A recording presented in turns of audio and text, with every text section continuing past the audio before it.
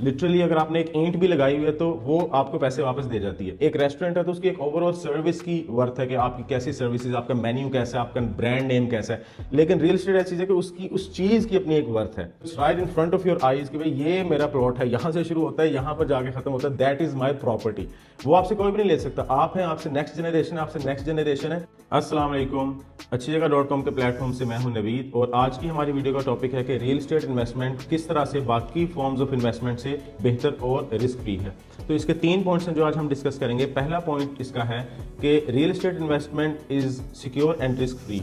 What does that mean? इसका मतलब है कि जब आप इसमें इन्वेस्टमेंट करते हैं तो आपके पैसे ज़ाया होने के या लॉस होने के चांसेस मिनिमम और बिल्कुल ज़ीरो होते हैं। किस तरह से? अगर हम कंपेयर करते हैं कि आप अगर एक रेस्टोरेंट खोलते हैं या कोई स्कूल खोलते हैं, आप 5 करोड़ रुपया वहाँ पर इन्वेस्ट करते हैं, लेकिन खुदा ना खास्ता अगर वो काम नहीं चलता तो आप ज़्यादा से ज़्यादा उसमें से 1.5-2 करोड़ रुपए की इन्वेंट्री बेच के बाकी 3-4 करोड़ रुपया नुकसान करवा के तो आप घर बैठ जाते हैं। लेकिन रियल एस्टेट में इस तरह नहीं होता। रियल एस्टेट में लिटरली अगर आपने एक ईंट भी लगाई हुई है तो वो आपको पैसे वापस दे जाती है। आपका प्लॉट है, आपका घर है, आपकी कोई शॉप है, अगर आपने उसमें इन्वेस्ट किया है और अगर वो कल को बहुत ज़्यादा ऊपर नहीं भी जाती due to its bad location और whatever the reason may be, लेकिन एटलीस्ट आपको पता होता है कि ये जिस रेट पे मैंने ली थी उससे थोड़ा बहुत वो प्लस ही जाएगी। So that is a big security. आजकल होता है कि अगर आप 1 करोड़ रुपया लगाते हैं तो ज्यादातर ये चांसेस भी होते हैं कि आपको वो 1 करोड़ 10 लाख रह जाता है, लेकिन एटलीस्ट इसमें आपको ये सिक्योरिटी होती है कि ठीक है, जो मैंने पैसे इन्वेस्ट कर लिए हैं, मेरी वो जो रकम है वो बिल्कुल सेफ है। तो ये पहला बहुत ज़बरदस्त पॉइंट है। और ऐसा दुनिया में कोई भी बिजनेस नहीं है सिवाय वो चीज़ें जिनकी एक अपनी वैल्यू होती है, जैसे गोल्ड है, कमोडिटी है, और उसके अलावा ये प्रॉपर्टी है कि उनकी एक अपनी वर्थ है, उसकी सर्विस की वर्थ नहीं है। एक रेस्टोरेंट है तो उसकी एक ओवरऑल सर्विस की वर्थ है कि आपकी कैसी सर्विसेज, आपका मेन्यू कैसा है, आपका ब्रांड नेम कैसा है। लेकिन रियल एस्टेट ऐसी चीज़ है कि उसकी उस चीज़ की अपनी एक वर्थ है। तो that what makes it very very very secure in terms of investment. और जो हमारा दूसरा पॉइंट है कि ये टेंजिबल है।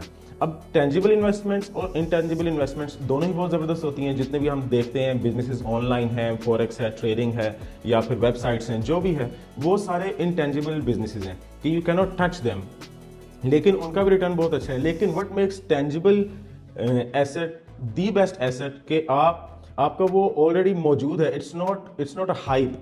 क्रिप्टो एक हाइप, फलाना कॉइन आ गया, आप उसमें 2 करोड़ रुपया इन्वेस्ट कर दें, ठीक है, what you know the next day कि वो कॉइन ही बिल्कुल गायब हो गया और उसकी जो जितनी भी वर्थ है वो ख़त्म हो गई है। क्यों? Because it wasn't something tangible. लेकिन एक चीज़ जिसको आप बिल्कुल टच कर सकते हो right in front of your eyes कि भाई ये मेरा प्लॉट है, यहाँ से शुरू होता है यहाँ पर जाके खत्म होता है, दैट इज माई प्रॉपर्टी।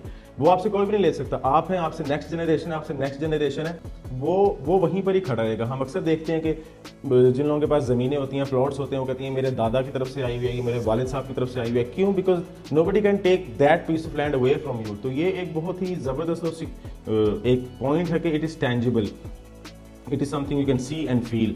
और इसका जो तीसरा बहुत ज़बरदस्त पॉइंट है वो है मल्टीपल सोर्स ऑफ इनकम्स। वो इस तरह से कि ज़्यादातर नॉर्मल बिजनेस में होता है कि आपके पास 1 या 2 तरीके होते हैं उस इन्वेस्टमेंट से पैसे जनरेट करने के।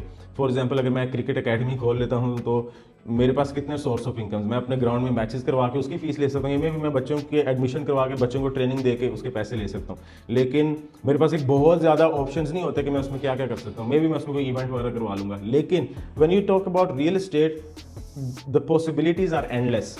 सबसे पहले मैं उसको, अगर मार्केट तेज है, मैं उसको फ्लिप कर सकता हूँ। फ्लिपिंग मीन्स खरीदी बेची थोड़े टाइम में।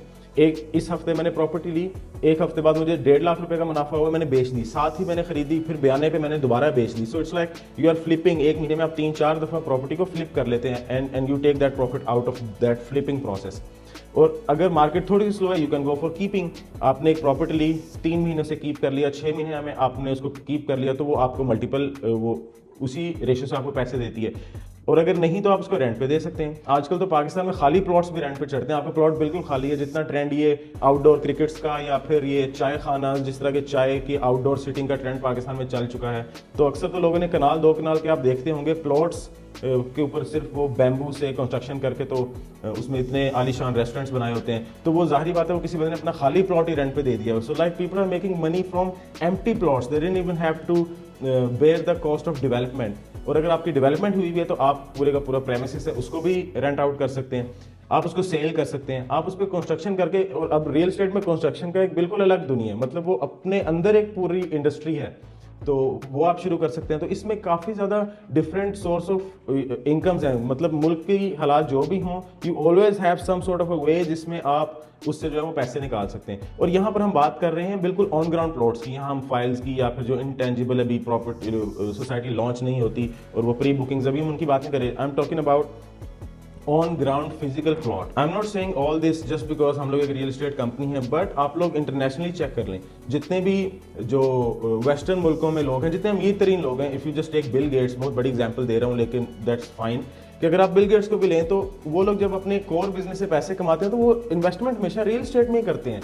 यू विल ऑलवेज सी के फलाने फुटबॉलर ने $13 मिलियन का रियल एस्टेट ले लिया, उसका अपना एक मैंशन होता है जिसमें वो रह रहा होता है, लेकिन उसके अलावा उसने 6 घर और लिए होते हैं। वाई? बिकॉज एवरीबडी नोज कि रियल एस्टेट से ज़्यादा सिक्योर और फर्म इन्वेस्टमेंट कोई नहीं है। तो बेशक आप एक छोटे लेवल पे इन्वेस्टमेंट करें या बड़े लेवल पे इन्वेस्टमेंट करें, it's all the same, it is real estate. तो ये हमारी आज की वीडियो थी, उम्मीद है आपको पसंद आई होगी। तो अगली वीडियो तक के लिए थैंक यू, अल्लाह हाफिज़।